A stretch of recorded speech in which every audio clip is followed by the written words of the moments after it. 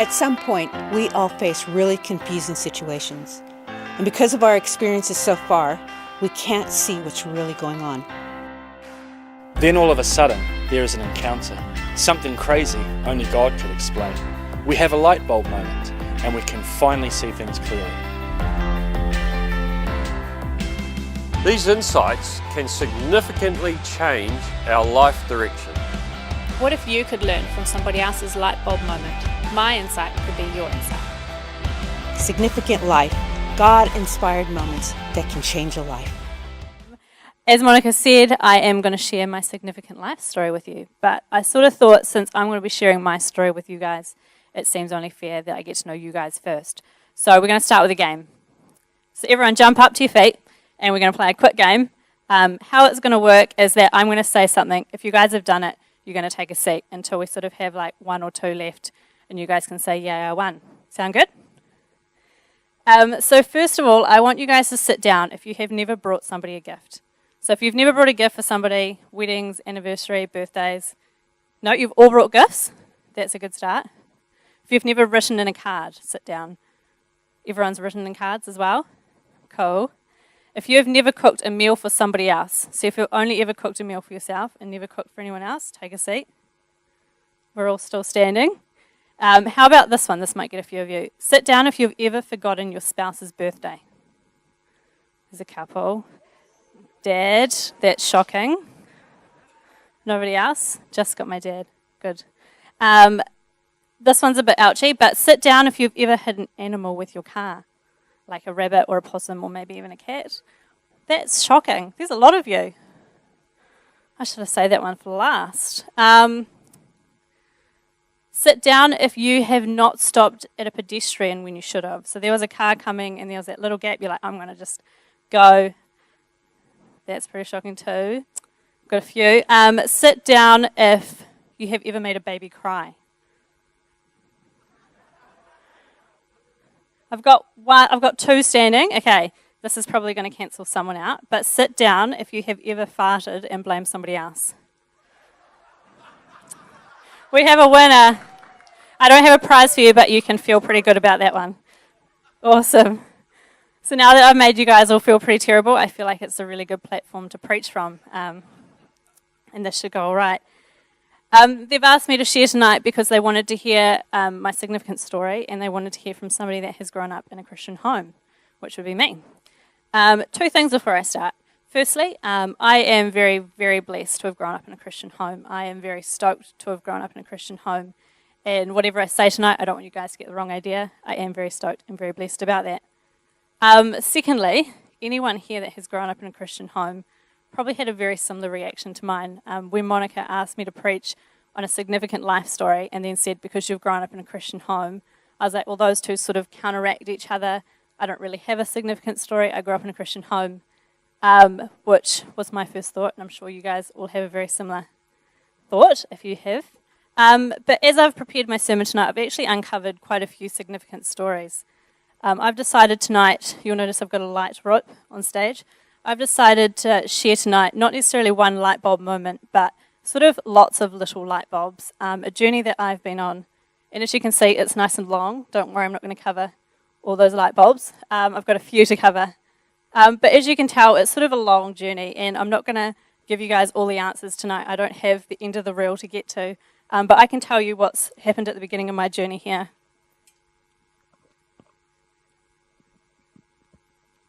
Ta-da. Cool. So first of all, I said I would share my story with you. So I've grown up in a Christian home, and I've got a nice house. There's me. I grew up in a Christian home. Cool.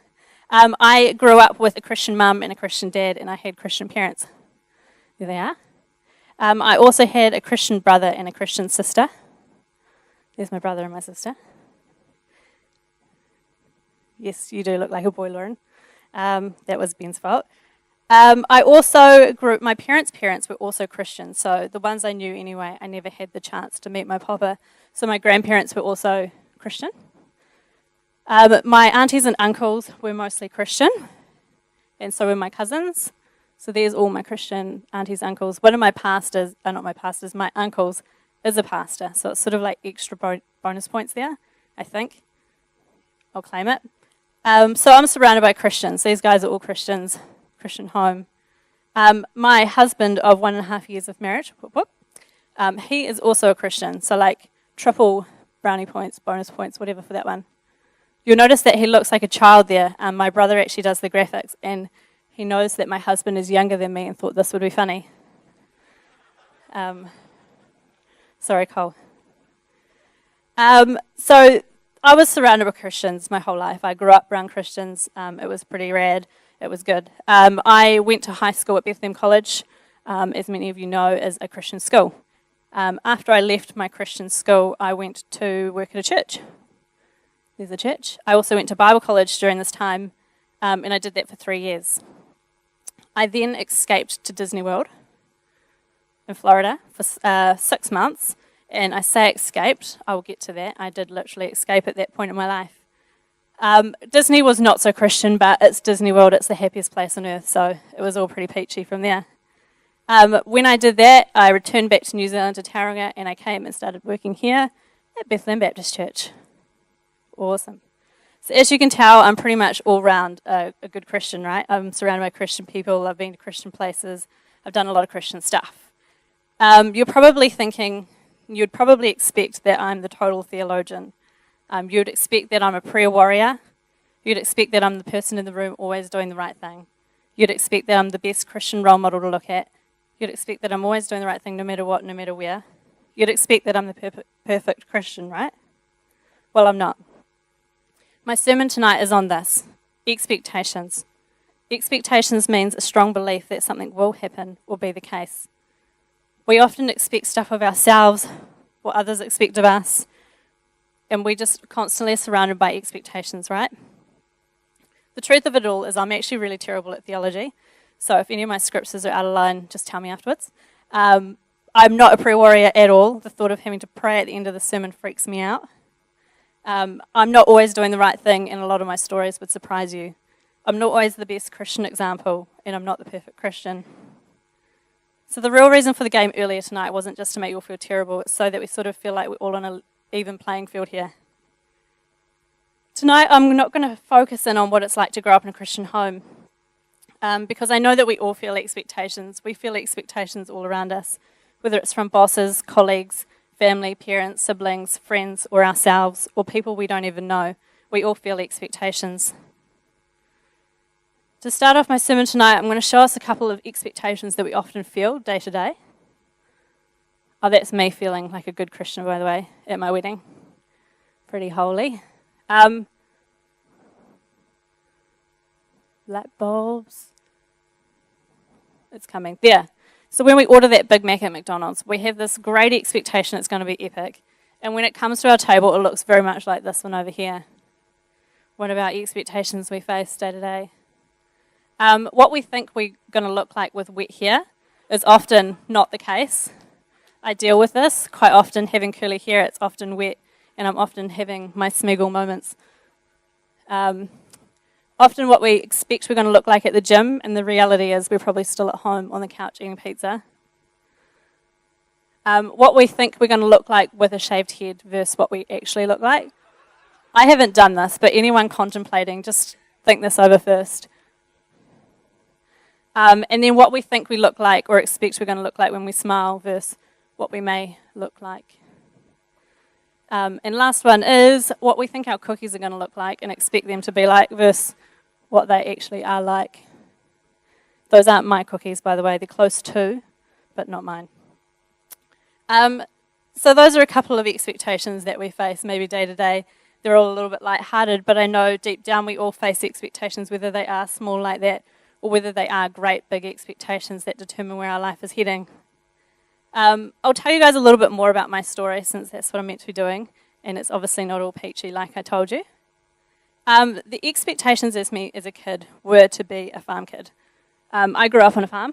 The expectations of me as a kid was to climb trees, to pet cows, to play in cow poo, throw cow poo, just like muck around in cow poo. And I pretty much nailed it as a kid. Those expectations put on me, I nailed it. I was a great farm kid. Very much a tomboy, actually. It wasn't until I started to go to high school that I started to understand expectation. And my parents didn't live in Tauranga when I started to go to high school. They lived out of town, and they sacrificed so that I could come to Bethlehem College and get a good education. Through that, it wasn't an expectation they put on me, but an expectation I felt was that I would do better, get good grades, get better grades, do better, learn more, achieve higher, all those sorts of things. And on top of those expectations, I also had the expectation of the average teenage girl at high school, that I would wear my uniform just right, that I would have cool friends, that I would have cooler friends, that I would be more popular, that I would take the right thing to lunch. The expectations in high school felt pretty heavy for me as a teenage girl, but looking back on it now, my high school years were pretty cruisy. Like I said at the beginning, I then left high school and went and worked in a church. This is the point in my life where I really understood expectations of all things. I was 18 and I was put into a role of leadership, a leadership to lead those younger than me and those older than me. I was expected to give emotionally, spiritually, physically. I was only 18 and I was unable to live up to most of these expectations. I tried my best. I gave my all at that time, but yeah, they expected more than me than I could give. They expected me to be wiser, to be stronger. They expected more than an 18-year-old could give. It wasn't just in my workplace, and this is where it really got me, is that these expectations would follow me home. Working in a church, everyone had my cell phone number on speed dial, so I was expected to be on call 24/7, to talk, to pick someone up, to just be there for them.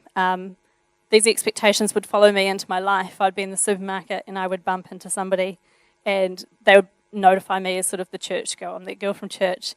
They expected me to be Christian, to be there for them, to be more and to be better. It wasn't just the expectations from others at this point, but the expectations I put in my own head. I expected that I'd be able to do everything. I expected that I'd be there for everyone, that I could do better, that I could do more. I learned a lot from this experience while working at the church, and I had lots and lots of great moments, don't get me wrong, but eventually all this expectation led to burnout. I was emotionally, physically, and mentally burnt out at this point. I said at the beginning that I then escaped Disney World, which I did do. A series of events landed me a job at Disney World, Florida, which some of you guys might think is kind of cool. It was kind of cool. I didn't have anyone over there that I knew. Like, I literally had no expectations upon me apart from to smile. Like, Disney is big on smiling. The only warning I ever had when I worked at Disney was that I wasn't smiling enough that day. So I had to learn an epic smile that could just stay there. I spent the first 3 months of my 6 months journey there just really relaxed, actually. I just sort of chilled out. I was just me. The only expectations upon me was to smile, like I said. And it was cruisy. It was probably about the 4th month in that I started to realise that I was going to have to sort of figure out where I was heading at some point. I didn't know what was next. I didn't know whether I would stay another 6 months at Disney or whether I would fly around the world or what I would do at that point. So I had to figure out where to from here. I had no mum to tell me what to do, and I had no dad to tell me what to be. I felt at this point God really pulled me away from everyone at this season of my life. I obviously escaped to the happiest place on earth for my own pleasure, but I feel God pulled me away from everyone to teach me something really important. I wasn't surrounded by voices anymore. I didn't have any expectations on my life. I didn't have people constantly expecting more, less, or different of me. I just had my expectations and God's expectations of me. Just me and God. This is where I had my first light bulb moment in this long chain of light bulbs. It says in Jeremiah 29, verse 11, "For I know the plans I have for you, declares the Lord, plans to prosper you and not to harm you, plans to give you a hope and a future." And with my Sunday school upbringing, this is one of those scriptures that you had to learn in order to get your next gold star. So I remembered this one as I was over in Disney trying to figure out what was next. And the cool thing about this verse is that God tells me in the first part that he had plans for me, that he has expectations for my life. He knows where I'm heading. And the next cool part that I really like about it is that it says plans to prosper you and not to harm you. to give you a hope and a future. So it meant that I could know that God's plans were great for me, that not only following them, that they would lead somewhere, but that they would lead somewhere good. I had to make a decision. Do I follow my own expectations of my life or God's? I could follow my own expectations and maybe fly around the world and become some high-up businesswoman in New York, or so I thought. Or I could follow God's expectations and not know where I was heading, but know that there was good stuff in store. After pondering through this, I chose to follow God's expectations for my life. 6 months later, in Florida, the humidity got way too high, and with curly hair, it just did not go well. The pay got too low and the hours got too long, so I had to come back. The bank of Dad ran out, so he wasn't going to lend me anymore. So I came back to New Zealand, back to Tauranga here, and I came back to nothing. I came back to no job, and for me this was very strange. I had always been working. From the day that I could work, I got a job, and before that I was working for my dad on the farm, and at one point in my life I even had 5 jobs at once, like I was a worker. So I came back to no job. I was doing nothing. Day in and day out, I did nothing. Week in and week out, I did nothing. I just had stopped and I'd done nothing. For me, this was strange because the world was telling me, and the expectations of the world was that I would work, that I would give back, that I would do more, that I would work harder, and yet I was doing nothing. I went into a spiral of anxiety and depression at this time, and I got really, really low. I was so low, I was doing nothing. I had just stopped, and I had never stopped. I started to wonder why I chose to follow God's expectations for my life at this point. I could have been doing my own thing and flying around the world, doing whatever it was that I was going to do, but I decided to follow God's expectations for my life. God led me back to Tauranga, to no job, and to depression. The other day I was talking to somebody, and they said to me that they had some neighbours that would pray about everything, that they one day went to them and they said, would you like to come over for dinner? And they said in return, I'll get back to you about that. I'm just going to go home, talk to my husband, and we're going to pray about it. And it's such a small decision, so that sort of thing would really frustrate me. I'd be like, what's going on? What's wrong? But what those people were doing is that they were just seeking God.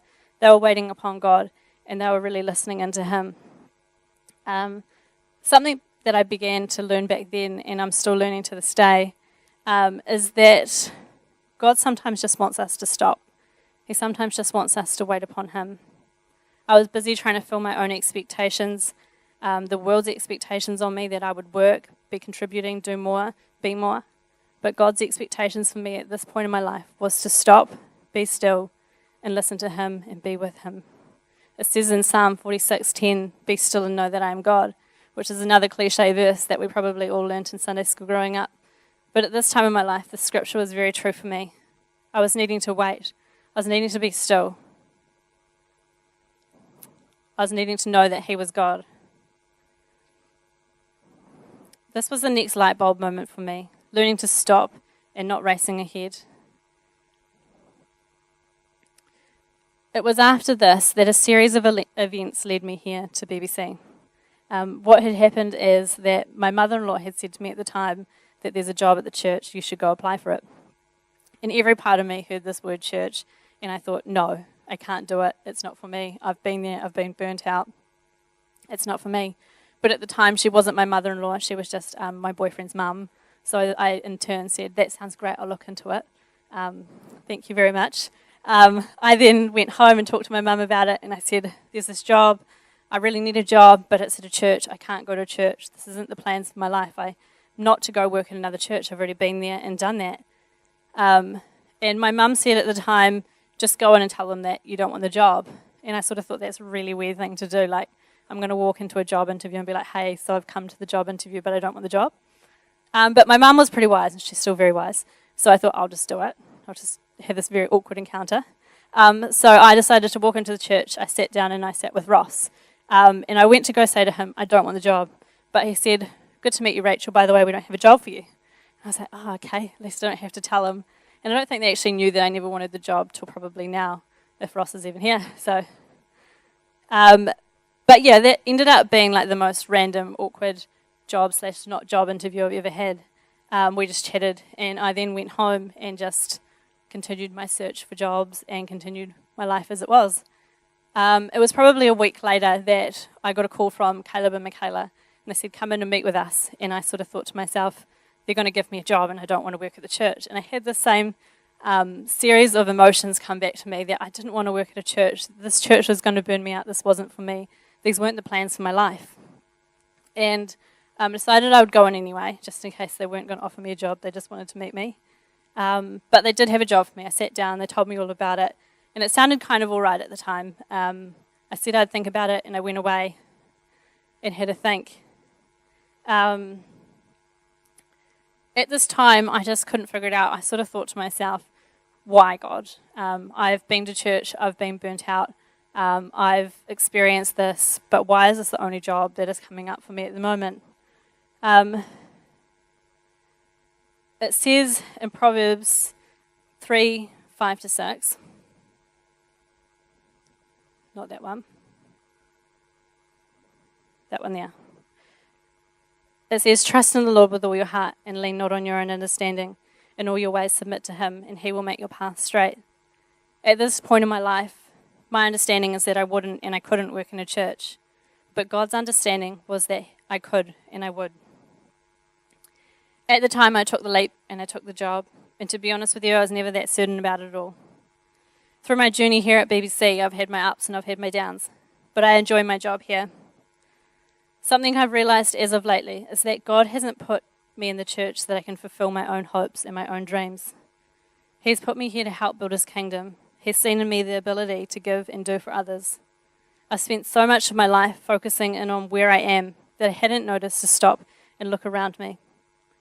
I've been reminded recently in this past summer, while walking along the beach in Whangamata with my husband, of how blessed we are. Like I said earlier, I am married to Cole and I have been for 1.5 years. We currently own our own home and we are blessed more than we could ever imagine. I'm surrounded by an amazing family, by brothers, by sisters, by nieces and nephews. And while I pour time and energy and effort into building God's kingdom here, he's been pouring into my own life. God really followed through with his end of the bargain. Because now I am prospering, I have a hope and I have a future. I said to you at the beginning of my message tonight that I didn't have the answer, I didn't have the end of the chain, I just had the first few light bulbs. And I wish I could tell you what the end of expectation is. I'm sure that there's lots more to learn. But I can tell you that I was lucky enough to learn early in my journey that other people's expectations on your life don't matter. That when you're on the other side of the world, it's just you and God. It's just your expectations and his expectations. You can choose to follow your own expectations or you can choose to follow his. I can also tell you that sometimes we need to be still and we need to draw into him. These moments of quiet and peace are sometimes the best moments, and we need to remember to stop throughout the busyness and draw into him and be still. I can also tell you that we need to have trust and faith because at the end of the day, God will always see through with his end of the deal. Whether it seems hard at the time or whether it doesn't, he will see it through. This is such a small part of my journey, with so much ahead, with just such a few light bulbs and a long string to come. I'm sure there'll be lots more hard times and I'm sure there'll be lots more good times too.